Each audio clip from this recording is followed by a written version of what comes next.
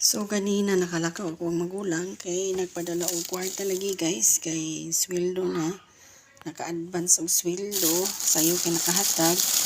So thank you kaayo. So nakapalit ako ang magulang og mga tinapay.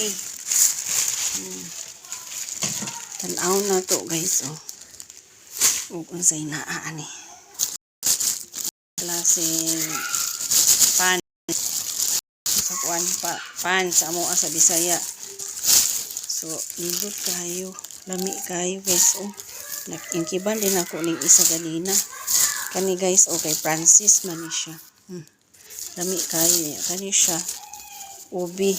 Oh di ba mura nas Pilipinas guys. Oh nami diri sa Kuwait. Kung lami gani siya kay peanut ang flavor. So dadon ako nasisilong kay mukaon ko. Kay gigutuman. So mag-snack ta ani. Gawas sa tusong kwarto kay mukaon ta ani. Naamig ang kwarto na ra diri. Mali portahan. So oyan ra diri sa sala. Nausa? Gaita. Ako ana na. Ako magulang kay nagayaw-yaw man siya. Ay nga di man siya matag siya ang kape. Nahurot na daw ako ang kape ba. Naapay nagtago. No. Ako nahurot na. Gabi, wa man ka nagkape siguro.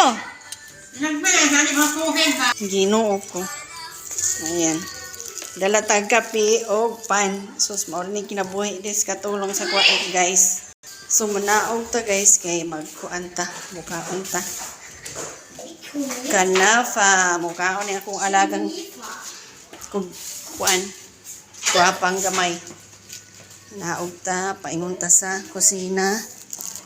Kay mukaon ta og pan nagikan diri sa Kuwait. Lami kaayo. So mag-init ta og tubig ani guys kay mukaon ta. So maora to guys. Thank you for your watching. God bless.